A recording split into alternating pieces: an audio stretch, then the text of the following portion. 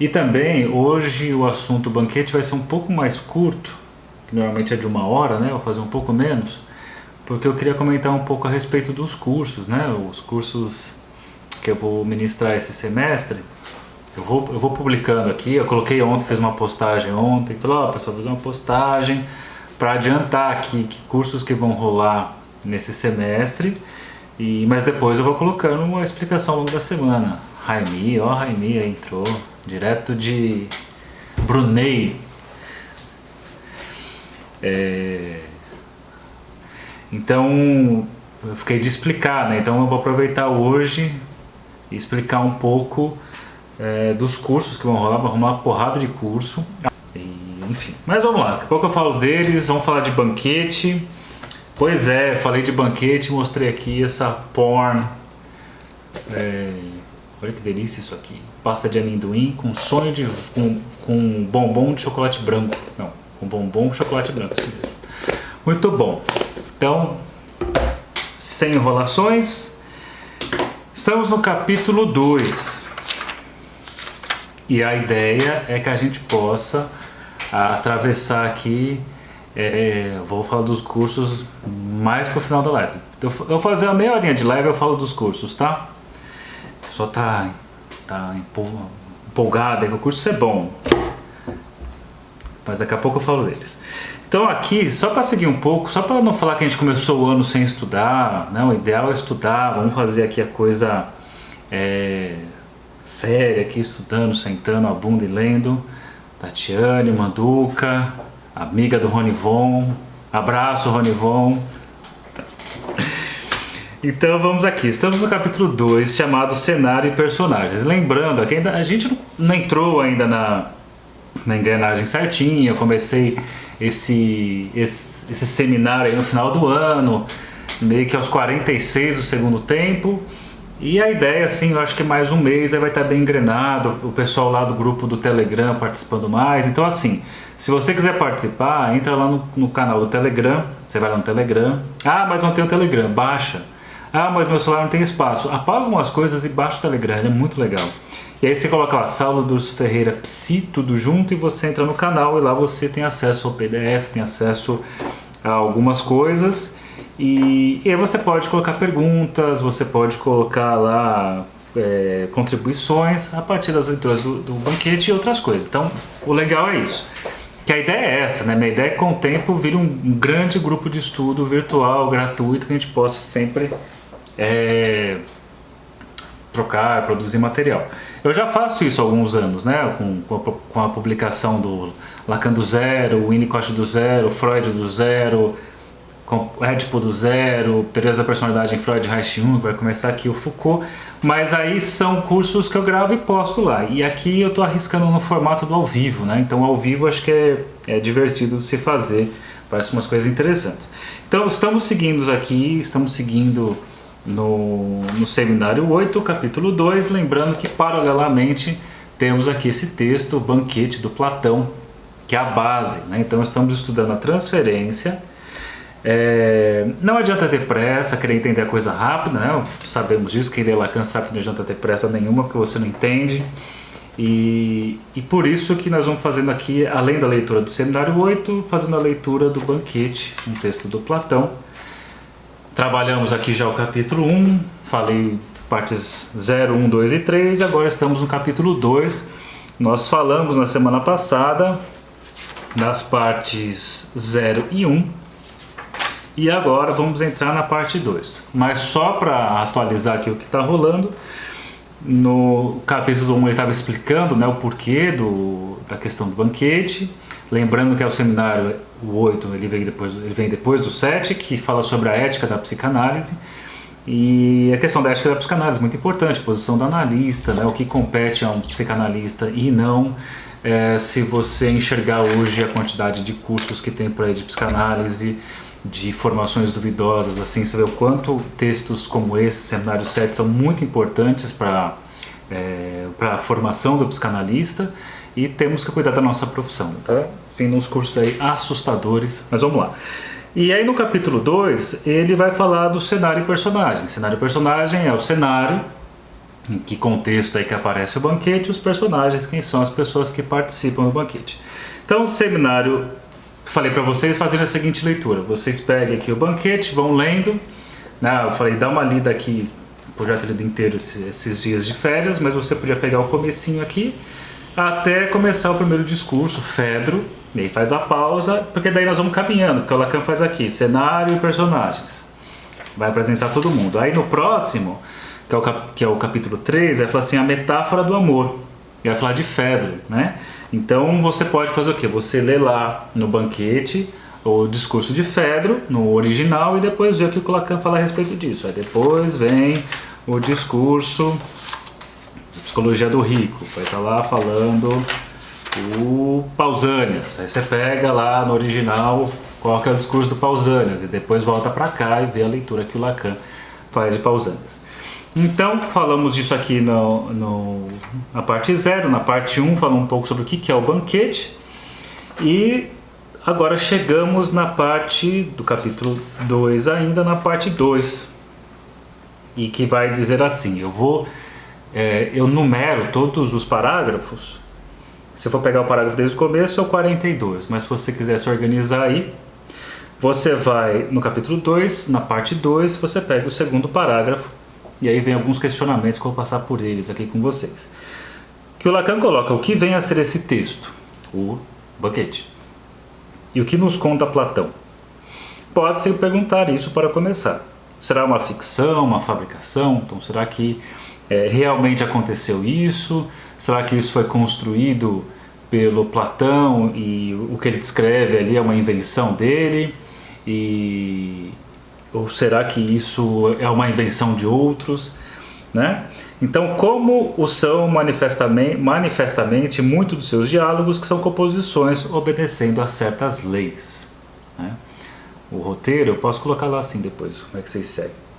Só Deus sabe o quanto haveria a dizer a esse respeito, porque esse gênero, porque essa lei do diálogo. Então está querendo dizer por que o banquete tem esse formato, né? O banquete é um diálogo ali, você tem ali um tema e você tem vários oradores falando sobre esse tema, e meio que cada um que passa a bola para o outro contra-argumenta, desconstrói o que o outro falou e por aí vai. Enfim. Mas o banquete...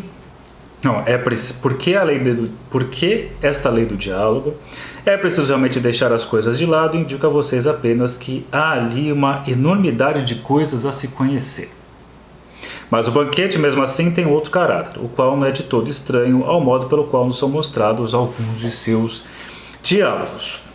Tá, então vamos logo. Para me fazer entender, direi inicialmente do banquete que vamos tomá-lo como, digamos, uma espécie de relato de sessões psicanalíticas. Legal, né? Talvez sessões psicanalíticas porque as pessoas estão ali improvisando, né? Lembrando, não sei se vocês lembram da semana passada, mas o banquete as pessoas vão lá comer e beber, porém eles já estão de ressaca. Então a galera um dia antes encheu a cara, estava lá bebaço na comemoração, foram para o banquete e ali resolveram beber, mas não iam beber exageradamente. Então até misturam lá vinho com água, fazer uma bebedeira mais leve. E assim a gente pode dizer que a pessoa está só com o brilhinho nos olhos, mas não chega a estar bêbada, mas também não está completamente sóbria. Talvez isso facilite na livre associação, né? Então, como diz lá um amigo de Freud, que o superego é solúvel em álcool, então quando nós bebemos, ficamos bêbados, o superego dá aquela dormida e aí a censura vai para as cucuias e nós falamos o que bem pensamos, como diz o dito popular, o que foi dito bêbado foi pensado sóbrio, e é por isso que eu falo para vocês, quando forem fazer endoscopia, cuidado com quem vai ser seu parceiro ou parceira, porque quando você faz endoscopia, verdades incomodativas podem aparecer. Então minha sugestão é fazer endoscopia, vai com o Uber, paga uma grana extra pro Uber, fala para ele ficar lá com você, ele não vai ficar fazendo perguntas sobre sua intimidade que pode te comprometer. Então a melhor coisa a se fazer é vá fazer endoscopia com o desconhecido. Bom, então ele está dizendo aqui, uma espécie de relato de sessões psicanalíticas. Com efeito, é de algo dessa ordem que se trata. À medida que progride o diálogo e que se sucedem as contribuições dos diferentes participantes desse simpósio, acontece alguma coisa que é o espolcar sucessivo de cada um dos flashes. Então um fala, depois o outro fala, depois o outro fala, depois o outro fala, e ele coloca, e no final é narrado como um fato bruto, até mesmo embaraçoso, a irrupção da vida ali dentro, a presença de Alcibíades, né? E cabe a nós compreender o sentido que há em seu discurso. Eu falei na semana passada isso é muito importante, né? A questão do Alcibíades, uma figura que normalmente é ignorada por vários historiadores, por vários leitores, e o Lacan coloca como peça central ali para entender a questão da dialética do desejo e também a posição, a montagem da transferência. Então, só para adiantar algumas coisas, depois vocês vão ler, vão passar por aqui. O banquete está todo mundo ali fazendo bonitinho, todo mundo mais ou menos bêbado, todo mundo ali dentro de um certo controle, de uma certa discurso razoável. E lá para o final, quando o Sócrates está fazendo seu discurso e vai ter as considerações na sequência, aparece o Alcibíades bebaço com a galera e faz aquela bagunça. E muitas vezes esse trecho é ignorado, é retirado, né, desconsiderado por alguns leitores, historiadores, e o Lacan fala que é aí que está o ponto importante para a gente. Tá? Isso daí eu falei para vocês é uma lição muito importante para a psicanálise, para a psicanalista, que nós estamos na clínica para escutar uma outra coisa. Então, enquanto todo mundo está preocupado com os discursos organizados, você tem ali, né, o aparecimento do... Deixa eu só ver uma coisa aqui. Interessante. Se vocês quiserem, que às vezes colocam umas questões longas aqui, põe lá no Telegram, que daí dá para depois comentar, senão aqui eu não consigo ler e comentar, e tem coisas bem legais que vocês colocam. Mas enfim, então quando aparece aí o Alcibíades e é deixado por outros de lado, para o Lacan acaba sendo o ponto interessante para ele. E lembrando que isso está marcado na psicanálise desde ali, quando você pega a interpretação dos sonhos. Quando o Freud fala lá no capítulo 7 que aquilo que até então não se dava importância, né? A pessoa quando vai relatar alguma coisa, os tropeços de linguagem, os esquecimentos, que para outros não interessavam, para a psicanálise é o ponto que mais interessa. Adriano, beleza? Para a psicanálise é o ponto que mais interessa. Então aquilo que é descartado pelos outros, para a psicanálise são as sagradas escrituras. Então essa outra coisa é o exercício mais difícil para o psicanalista, escutar uma outra coisa, o que tem para além disso. Tá? Então vamos lá, seguindo aqui. E cabe a nós compreender o sentido que há em seu discurso. Vamos descobrir isso aqui ao longo do tempo. Na sequência, o Lacan traz uma coisa interessante sobre como é que se chega a esse texto, né? Como é que você tem registro desse texto. Isso foi escrito? Como é que é? Não era escrito. Ele coloca: a gravação no cérebro é uma prática excessivamente antiga e que sustentou mesmo, durante longos séculos, o modo de escuta das pessoas que participavam de coisas sérias, enquanto a escrita ainda não tinha assumido essa função de fator dominante na cultura que tem em nossos dias. Aí diz mais embaixo: mas quando o papel era mais raro e os livros muito mais difíceis de se fabricar e difundir, uma coisa essencial era ter boa memória. E se lhes posso dizer, viver tudo que se ouvia no registro da memória que o guardava. E não é simplesmente no começo do banquete, mas em todas as tradições que conhecemos, que temos o testemunho de que a transmissão oral das ciências e da sabedoria era ali absolutamente essencial. É através dela, aliás, que ainda conhecemos algumas coisas disso. Não existe na escrita, é a tradição oral que tem função de suporte. Acho que muito legal pensar nisso, não só fica salvo, como também vai para o YouTube depois. O Andréia, Júnior, Rosa de Fátima. Então, é legal ver isso daqui. Porque quando você fala da tradição oral, é justamente assim que nós trabalhamos em psicanálise, né? Pura pela fala, através daquilo que a pessoa fala. E cabe uma pergunta que, infelizmente, quer dizer, a questão foi interessante, mas infelizmente o grupo aí não... eu desmontei o grupo por conta da pandemia, na época ali, não sabia o que ia acontecer. Mas estávamos num ponto de discutindo se era possível uma análise por cartas, uma análise escrita, se era possível fazer dessa forma, né? E aí tivemos argumentações favoráveis, desfavoráveis. Uma das favoráveis é pensar, por exemplo, que Freud, que é o psicanalista número 1, ele teve lá o psicanalista número 0, que foi o Fliess, né? O seu interlocutor, porque a psicanálise só é possível se existir um outro. Claro que pessoas que dizem que fazem autoanálise não fazem autoanálise coisa nenhuma, pode fazer qualquer outra coisa, ou pode fazer uma autoanálise, mas isso não é uma psicanálise. A psicanálise, a questão passa pelo outro. Então, pensando aqui no Fliess, o Eduardo está falando aqui, nós iríamos até começar a trocar cartas entre nós, ia ser legal, né? E o Fliess foi o analista 0, para ele que Freud está se reportando, Nina Munhoz, pela internet está sendo bem, sim, mas a gente está mas o vídeo tá ligado, né? A questão oral tá rolando. O oral não pode faltar, gente. Então, o ponto era esse, assim, se o escrito seria a mesma coisa, se seria possível, já que o Freud fez assim com o Fliess. E uma das questões levantadas também que eu achei muito interessante na época quando nós pensamos no escrito, o escrito dá para ser reescrito, né? Você pode, por exemplo, apagar e você reescrever. Claro que você pode escrever algo errado e publicar errado, como acontece aí, jornal que saiu errado. Eu já fiz várias postagens com coisas erradas, não só erro, mas também a ideia transmitir errado, revelando ali uma verdade, revelando ali um ato falho, sei lá eu. Mas a gente pode pensar que em linhas gerais é possível a escrita você voltar para trás, né?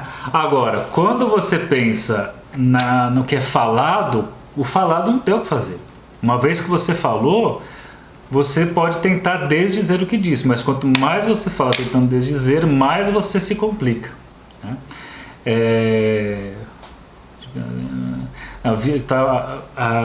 Vou ler aqui que essa aqui tem muito a ver com o momento aqui. Uma pessoa dizendo de um pedido de análise por mensagem de texto.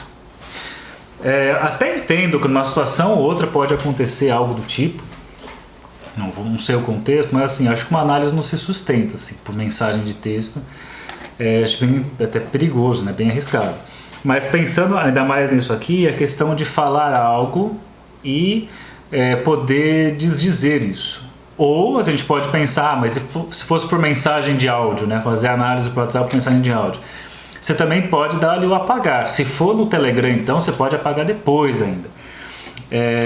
Agora a questão é pensar no que está dito, não tem como desdizer. Você pode tentar, e é interessante isso, gente. Eu estou insistindo nesse ponto, porque isso em questão da prática é muito claro, né? Você tem as pessoas que às vezes não querem falar nada para não se comprometer com o que pode dizer ali, tem medo do que vai dizer, né? A pessoa vai para análise, escutar o que tem a dizer e tem medo de falar alguma coisa e não poder desdizer isso. Assim como tem estratégias, acho que eu já até falei uma vez desse exemplo, de pessoas que falam pelos cotovelos como uma forma de diluir certa palavra num molho tão grande de palavras inúteis que você acaba dando importância nenhuma. Só dar uma pausa aqui. Zé, grande abraço, cara. Você é um queridão, viu? Feliz ano novo. Em breve eu tô aí na Teodoro pra te dar um abraço. Eu fui no fim do ano aí, mas você não tava. Falei com o Alex lá. Grande abraço, viu? Então, voltando pra cá. Essa questão da transmissão oral, essa questão do falou, um exemplo que eu trouxe pra vocês, que eu trouxe uma vez, agora não lembro se eu falei aqui, eu só falei algum tipo de curso. Mas eu tava dando exemplo de uma vez que eu mandei uma mensagem de texto no grupo da família. Aí eu mandei essa mensagem e aí eu me arrependi. Aí eu falei, putz, mas se eu apagar, vai chamar mais atenção porque eu apaguei. Então o que eu pensei? Bom, mas eu não quero a mensagem ali e se eu apagar vai chamar atenção porque eu apaguei. E sempre tem aquela galera que não põe a notificação de que viu e vai dizer assim, eu li o que você escreveu, não sei o quê. Então o que eu fiz, né? Escrevi lá uma coisa que eu não gostei, ao invés de apagar eu fui colocando um monte de mensagens, escrevendo um monte de coisa, fazendo comentários de política, de tempo, de uma porção de coisas. Aí a mensagem que estava aqui, ela vai subindo. Então quem chegar e pegar o celular e falar assim, nossa, o Saulo falou um monte de quanta coisa, não vou nem ler. Até o meu primo, ele fala assim, ele põe sempre um postzinho assim, uma foto, vou esperar virar livro. Então, como eu enchi de linguiça, ninguém foi se ocupar de ler o que estava ali. Assim espero. Então tem pessoas também que falam pra caramba para justamente diluir aquilo que falou e não chamar atenção, não querer se comprometer com aquilo. Por isso que, né, volto a dizer assim, a importância da nossa escuta, de conseguir escutar aquele detalhe ali, aquela coisa e pegar aquilo. Eu falo assim, eu dou muita em supervisão, outro exemplo que eu falo daqueles rodízios de sushi. Vou pegar isso aqui de novo, minha pasta de amendoim pornô, que a pessoa tá sentada e aí vem um negócio assim, ó, o negócio vem e aí tá vindo lá aquelas coisas deliciosas de restaurante japonês, sushi, aí a pessoa pega, aí vem lá, sei lá, gyoza, a pessoa vai lá e pega, e às vezes você tá meio moscando, o negócio vem e passa e você não pega, e direto assim, eu tô dando supervisão. E aí o pessoal fala assim, então, o paciente falou isso, eu falei, tá, mas aí, você fez uma intervenção, você sublinhou isso, falou alguma coisa, essa aula não deu, ele falou tanto. Eu falei assim, então nessa hora, até mando pra pessoa às vezes depois o videozinho que eu filmei lá no restaurante do sushi passando reto, né, do sushi no rodízio, porque você escutou, não fez a intervenção e passou, e quando passa o tempo, perde o efeito. Mais uma outra coisa, aproveitando aqui, já que a gente está falando de prática, na época que eu estava na FMU dando supervisão, eu liberei uma galera para usar o tempo lógico, mas eu falei assim, vocês não vão cortar a sessão.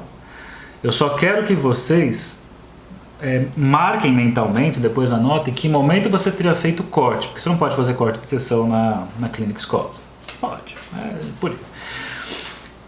E era interessantíssimo porque eles começaram a fazer isso e fala assim, eu teria cortado aqui. E aí depois a gente fica escutando o que veio depois daquele ponto do corte. E muitas vezes, para não dizer sempre, perde a força a intervenção. A intervenção que você tinha feito, como passou do momento, como a pessoa falou outras coisas em cima, como ela desdisse o que disse. Então, isso perde a força e aquele negócio que podia ter sido muito legal na hora da intervenção, você perdeu. Né? Passou ali o sushi na tua cara, você não fez o que tinha que ser feito, enfim. Então tudo isso, e eu acho legal ler os seminários por isso, que a cada parágrafo você pode entrar, que nem eu entrei aqui em livre associação e pensar em várias coisas. Mas esse ponto é muito bacana, a questão da transmissão, né, de ser um diálogo, e também a questão dessa história ter sido contada, e a memória, e o dito e tudo mais. Bom, aí ele coloca mais para baixo, é a isso que Platão se refere quando nos apresenta o modo sobre o qual nos chega o texto do banquete. Ele o faz ser narrado por alguém que se chama Apolodoro. Então quem narra isso aqui é Apolodoro. Conhecemos esse personagem, ele vai trazer algumas coisas desse personagem, mas olha que interessante, pois 16 anos mais tarde que um personagem extrai de sua memória o texto literal daquilo que teria sido dito. Então, será que realmente 16 anos mais tarde é possível se lembrar do que foi dito? Se bem que tem gente que consegue, né? Lembra exatamente o que foi dito ali, mas não é nesse sentido, obviamente. Ele coloca aqui, tudo isso, evidentemente, não resolve de modo algum a questão da veracidade histórica, mas tem, no entanto, uma grande verossimilhança. Então não dá para saber se é realmente verdade esse banquete aqui, o que foi contado lá. O banquete pode ser verdade, mas o que foi contado talvez não seja exatamente assim. A gente pode, mais uma vez aqui se apoiando no Freud, em Lembranças Encobridoras, que as nossas lembranças da infância não são como elas foram, mas como nós gostaríamos que tivesse sido.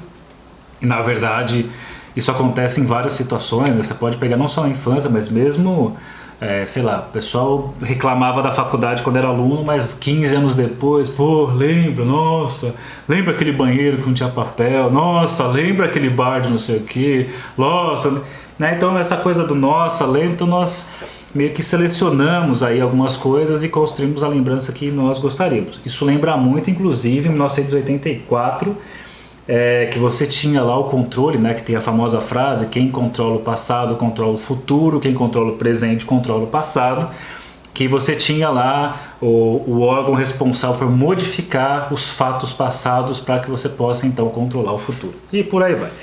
Então aqui, né, se foi lembrado, não tem cara de... é verossímil, tem cara de verdade. Se é uma mentira, é uma bela mentira. E belas mentiras são belas, né, como o nome já diz. E como é, por outro lado, manifestamente uma obra de amor, e talvez cheguemos a ver despontar a noção de que, afinal, olha que legal essa frase aqui, ó. Só os mentirosos podem responder dignamente ao amor. Pronto. Eu estou gravando aqui na outra câmera para o YouTube, então eu precisei reiniciar ali. Então olha essa frase, ó. Só os mentirosos podem responder dignamente ao amor. Isso me lembra aquelas coisas meio de Cazuza, né? Amor inventado, exagerado. E talvez isso, né? Só quem tem talento com a mentira que pode ser um bom amante, né? No sentido de você não tem a coisa estanque, você tem o processo de amar. Estou amando ali, né? E você precisa inventar coisas, né? Inventar os amores, inventar palavras, inventar uma série de coisas, inventar belezas, né? Tem hora que não tem o que achar ali, você tem que ficar inventando coisas. Então, é um bom inventor, um bom fingidor, um bom mentiroso. Talvez isso que o Lacan esteja dizendo aqui. Então, vocês acham isso, né? Que os mentirosos que podem responder dignamente ao amor ou não? É o contrário, né? É justamente os que não mentem que respondem dignamente ao amor. Se você for pensar, gente, por amor você tem que dar uma trivela. Trivela, para quem joga bola, conhece, né? Quem não joga é você chutar a bola pegando os 3 dedos do pé aqui, ó, que faz esse movimento com a bola, né? Ó. Então, ao invés da bola ir reta, a bola faz isso aqui, ó, flum. É só pegar lá o Roberto Carlos chutando, aqui um efeito. Então a pessoa diz assim: eu tô feio, eu tô gordo, eu tô gorda, eu tô tal coisa, eu tô não sei o quê. Por amor, você tem que dar aquela trivela, né? Você tem que dar uma... calma, não é bem por aí. Né? O Adriano que tá aí não me deixa mentir, né? O Adriano sabe, esse daí tem amor pra dar e vender. A lei tá dizendo aqui, ó, não dá pra explicar o amor. Então, mas não é porque não dá que não vamos tentar. Esse é um ponto importante, Ale. Porque isso é um barato. Se você pegar o Paulo Freire, ele fala assim: amar é um ato de coragem. Então isso é interessante. Amar é um ato de coragem. E você tem que se arriscar, porque você vai falar coisas que vão caducar, né? Coisas que talvez você não possa sustentar. Então, olha que interessante isso. É se arriscar, é ter coragem, às vezes é mentir um pouco, às vezes é oferecer aquela trivela. Eu não estou dizendo daquelas pessoas perversas, mentirosas compulsivas, que mentem visando o mal do outro, não nesse sentido. Estou dizendo da mentira que possibilita que estejamos vivendo em sociedade, né?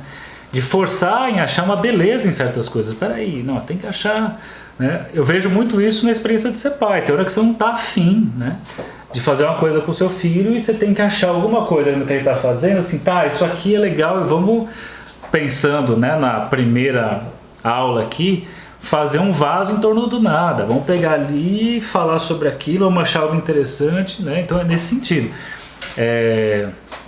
Então acho que, claro, aí cabe aquelas coisas, mas depende do conceito de amor, também depende do conceito de mentira, também depende do conceito de depende, também depende do conceito de também, e todos os dependes do mundo, e se a gente for ficar só no depende, a gente não fala nada. Então, fazer análise é se arriscar falar, se arriscar dizer. Então talvez por isso que só os mentirosos podem responder dignamente ao amor. Não os perversos, ali eles não estão mentindo, né? Eles usam a verdade de forma tão surreal que você não acredita que aquilo possa ser verdadeiro. Que é o que a gente vê um pouco a gente vive hoje na nossa sociedade aí no Brasil. É tão perverso o que está rolando, fala assim, cara, isso é mentira, não é? Deve ser mentira, não é possível. Pois é. Amar dá trabalho. Tudo depende do depende, aí tudo depende, tudo dependente. Bom, aí mais para baixo ele diz assim: qual é o tema do banquete? Ele coloca: o tema foi anunciado pelo personagem Fedro, né? E ele traz aqui que o Fedro tem outros textos belíssimos, ok? E coloca aqui, ó, o tema é o seguinte: de que serve ser sábio em amor? Pergunta para vocês, respondam aqui, ou respondam lá no Telegram. De que serve ser sábio em amor? Aí pode cair naquilo. Depende do que você quer dizer com sábio, depende do que você quer dizer. Mas esse é o tema do banquete. De que serve ser sábio em amor. E sabemos que Sócrates não pretende ser sábio em nenhuma outra coisa.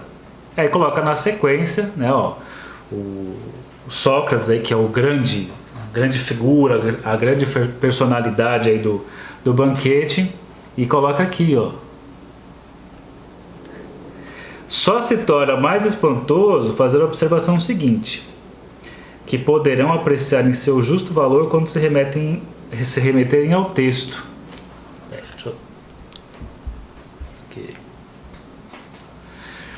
Quando se remeterem ao texto, ele coloca: Sócrates não diz quase nada em seu nome. Isso é muito legal, eu falei para vocês na semana passada. Este quase nada, vou lhes dizer hoje, se tivermos tempo, é importante, acredito mesmo que estamos chegando justamente a esse ponto. Enfim, o que eu falei na semana passada, acho que é legal reforçar aqui, é que o Sócrates, ele fala utilizando o nome de Diotima, né? E por que isso é bacana? Porque tem a questão do saber fora do Sócrates. Esse é um ponto muito importante, porque temos que tomar cuidado, porque o analista, quando fica nesse lugar de ser aquele que sabe, que diz as verdades, ou coisas do tipo, ele entra no discurso do mestre, ele entra ali no dogmatismo, que é o lugar que o Lacan vai dizer que a psicoterapia é para nisso, a psicoterapia visa isso, a psicoterapia tem lá uns certos dogmas. Obrigado, Pati. Então a psicoterapia tem esse lugar aqui de discurso do mestre, esse lugar de dizer tal coisa é tal coisa. Aí você pode dizer assim: mas eu não faço isso, eu não dito as regras. E aí tem uma leitura muito mais profunda a ser feita, porque o Lacan está mostrando assim: quando, por exemplo, nós pegamos os manuais de psicologia, os manuais de psiquiatria, até de psicanálise, aquilo que é feito ali, o saber que está ali, então isso aqui é transtorno tal. Isso daqui é uma forma de que o saber está num lugar específico. Aqui está esse saber, né? E o terapeuta, o psicólogo, o psicanalista entrar como representante desse saber, como a encarnação do saber. Aí que está o problema. Aí o Sócrates faz essa coisa: o saber está lá, está num outro lugar. Por isso que aqui ainda ele está colocando o lugar do analista, do psicanalista, no mesmo lugar de Sócrates. Depois ele vai repensar isso mais para frente, tá?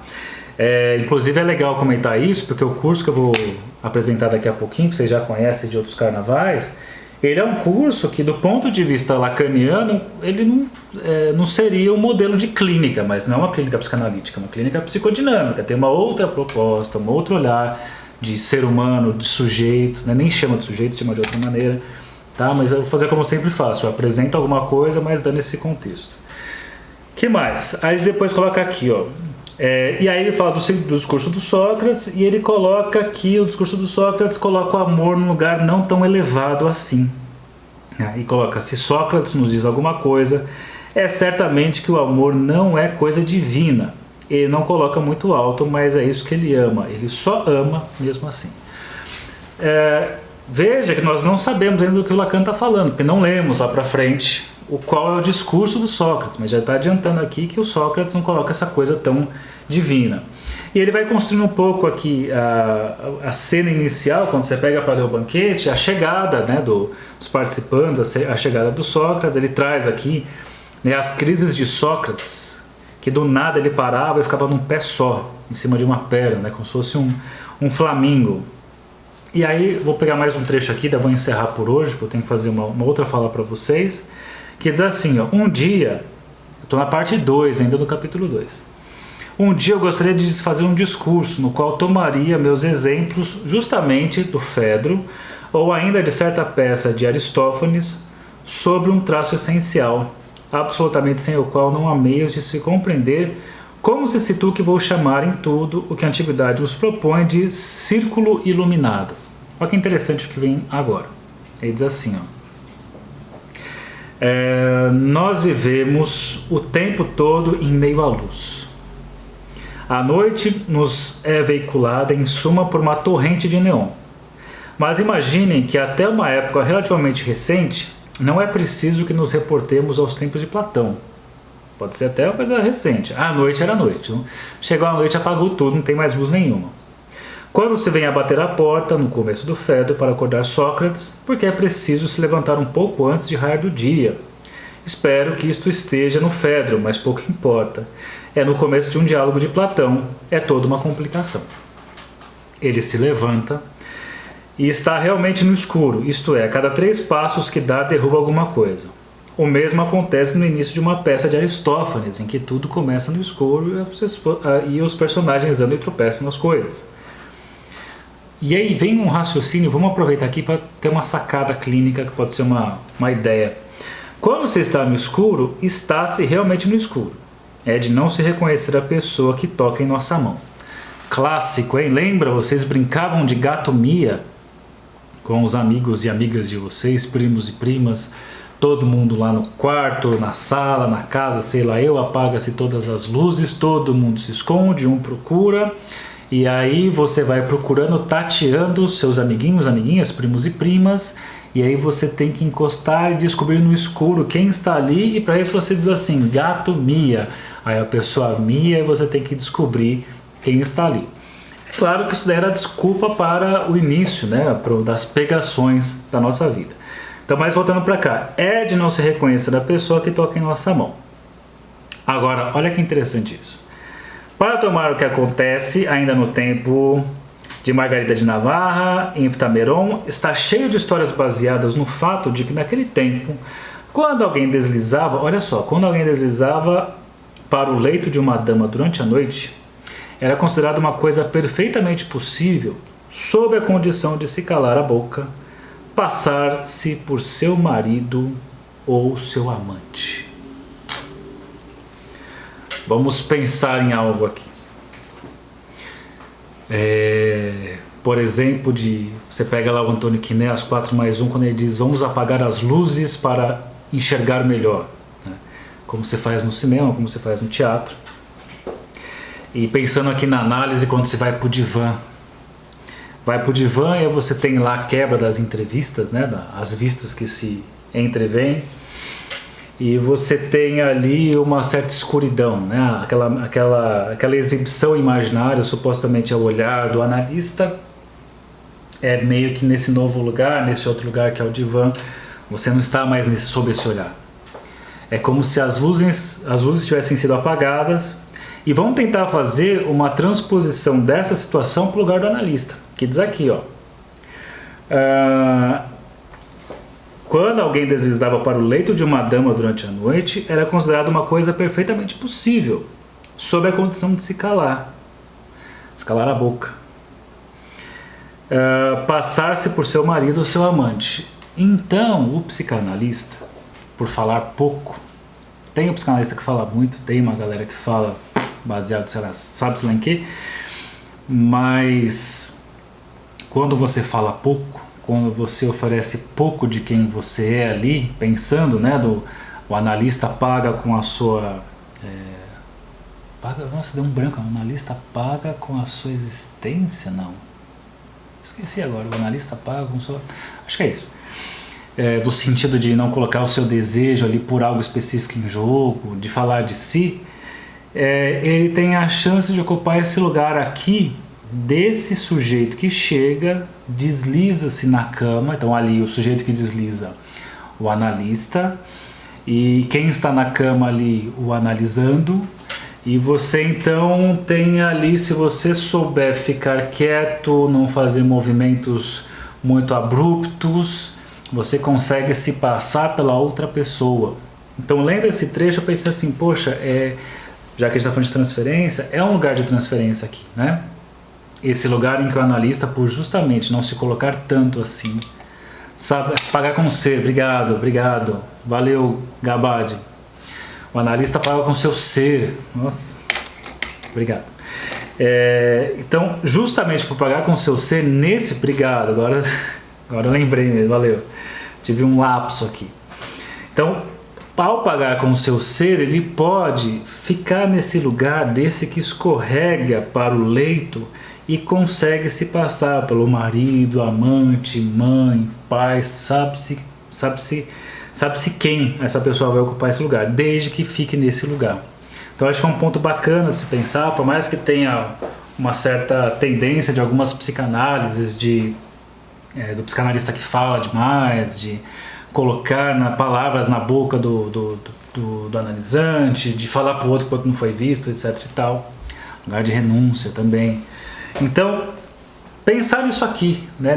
Justamente assim, por falar menos, por falar pouco, por pagar com o seu ser, consegue ocupar esse lugar de se passar pelo amante, pelo marido, por quem quer que seja, desde que saiba manter esse lugar. Servir a Eros para servir-se dele. É isso aí, Mônica. Servir para servir-se. Bom, eu vou fazer uma pausa aqui, né? Porque eu vou fazer um breve comentário do curso, dos cursos, só para ter um panorama. Quando eu fiz uma tabela, coloquei, muita gente teve dúvida. Então eu vou comentar ali rapidinho.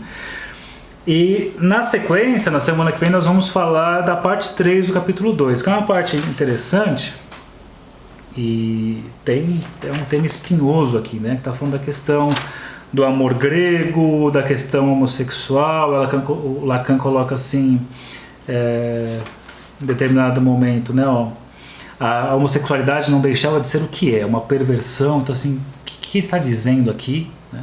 O que ele está falando, é isso mesmo, ele diz isso depois. Então pode ser até uma questão para vocês buscarem, quem está seguindo os estudos, um pouco do como é que o Lacan trata nesse seminário a questão do amor homossexual, do amor grego, por aí vai. No escuro o gozo não se faz pela mentira. Sei não. Bom, gente, então encerramos aqui a live a respeito do banquete. Então eu indico para vocês, quem quiser entrar lá no canal do Telegram, comentários, lá tem o PDF do livro, enfim, perguntas, o que vocês quiserem colocar lá. E agora eu vou fazer um comentário dos cursos. Quem quiser pode ficar aí, quem queria só falar do banquete pode seguir sua vida, seu rumo. Então tá aqui, eu coloquei para vocês ontem